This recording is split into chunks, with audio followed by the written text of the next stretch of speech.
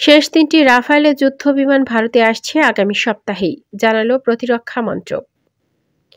শেষ দফায় ৩টি রাফায়েলের যুদ্ধবিমান ভারতে আসছে আগামী সপ্তাহেই। প্রতিরক্ষা মন্ত্রকের এক আধিকারিক এ তথ্য দিয়ে জানিয়েছেন, বাকি রাফায়েলের যুদ্ধবিমানকে ভারতীয় প্রয়োজন মোতাবেক উন্নতিকরণের কাজও চলছে ভারতে। এই বিমানগুলো আগেই ভারতে এসে পৌঁছেছে। মন্ত্রকের ওই আধিকারিক বলেন, ইতিমধ্যে ফ্রান্সে ভারতকে ওই বিমানগুলো হস্তান্তরিত করা হয়েছে। আগামী সপ্তাহের মাঝামাঝি সেগুলো ভারতে এসে পৌঁছাবে।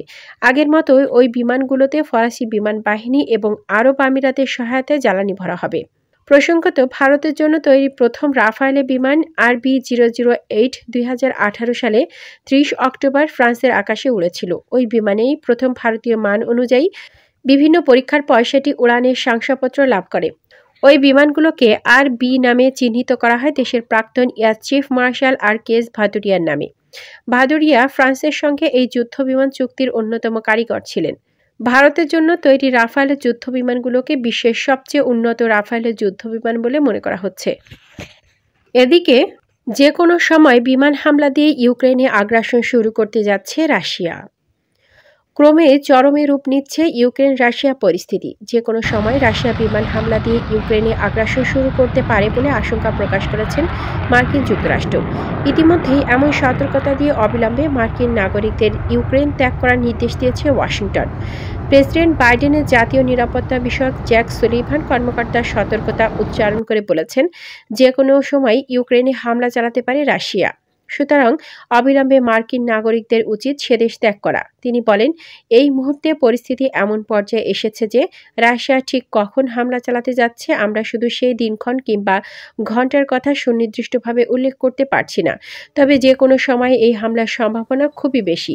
তাই আমাদের নাগরিকদের উচিত আগামী 24 থেকে 48 ঘন্টার মধ্যে ইউক্রেন ত্যাগ করা। এক্ষেত্রে পরিবহন সহ যে কোনো সহযোগিতার জন্য তারা সেখানে অবস্থিত মার্কিন দূতাবাসে যোগাযোগ করতে পারে, বলেন জ্যাক সুলিভান। এদিকে পরিস্থিতি বিবেচনায় মার্কিন যুক্তরাষ্ট্রের পর আরও 6 দেশ নিজেদের নাগরিকদের ইউক্রেন ছাড়ার নির্দেশ দিয়েছে। এগুলো হলো যুক্তরাজ্য, ল্যাটভিয়া, নরওয়ে, ইসরায়েল, জাপান ও এস্তোনিয়া। যত দ্রুত সম্ভব তাদেরকে ইউক্রেন ছাড়তে বলা হয়েছে। মার্কিন প্রেসিডেন্ট জো বাইডেন বলেছেন, রাশিয়া ইউক্রেনে হামলা চালালে মার্কিন নাগরিকদের রক্ষা করার জন্য তিনি সেনা পাঠাবেন না। তিনি আরও বলেছেন, বিশ্বে বর্তমানে যে পরিস্থিতি বিরাজ করছে তা তিনি কখনো আগে দেখেননি। হোয়াইট হাউস শুক্রবার বলেছে, রাশিয়ার আগ্রাসন শুরু হবে বিমান হামলা দিয়ে এবং এ কারণে ইউক্রেন থেকে বেসামরিক নাগরিকদের বের করে আনা কঠিন হবে। অন্যান্য পশ্চিমা দেশও অবিলম্বে তাদের নাগরিকদের ইউক্রেন ত্যাগ করার আহ্বান জানিয়েছে। ইউক্রেন সীমান্তে প্রায় 1 লক্ষ সেনা মোতায়েন করার সত্ত্বেও রাশিয়া বলছে, ইউক্রেন দখল করা বা দেশটিতে হামলা চালানোর কোনো ইচ্ছাই তাদের নেই। রুশ পররাষ্ট্রমন্ত্রী সের্গেই লাভরভ পশ্চিমা দেশগুলোকে মিথ্যা খবর প্রচার করার দায়ে অভিযুক্ত করেছেন। মার্কিন প্রেসিডেন্টের জাতীয় নিরাপত্তা উপদেষ্টা জ্যাক সুলিভান শুক্রবার হোয়াইট হাউসে বলেছেন, রাশিয়া এমন একটি অবস্থানে পৌঁছেছে যে তার পক্ষে একটি বড় ধরনের সামরিক অভিযান শুরু করা সম্ভব। তিনি আরও বলেন, আমরা ভবিষ্যতের কথা সঠিকভাবে বলতে পারি না, তবে পরিস্থিতি দেখে হামলা অত্যাসন্ন বলে মনে হচ্ছে এবং এ ব্যাপারে সতর্ক করে দেওয়া জরুরি মনে করছি। সুলিভান আরও বলেন, রুশ প্রেসিডেন্ট ভ্লাদিমির পুতিন ইউক্রেনে হামলা করার সিদ্ধান্ত নিয়েছেন কিনা তা এখনও মার্কিন সরকার জানে না। তবে ক্রেমলিন একটি সামরিক ব্যবস্থা গ্রহণের অজুহাত খুঁজছে, যা ভয়াবহ বিমান হামলার মাধ্যমে শুরু হতে পারে।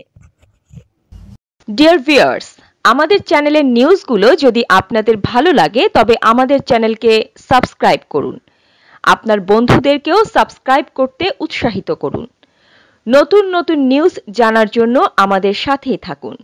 ধন্যবাদ।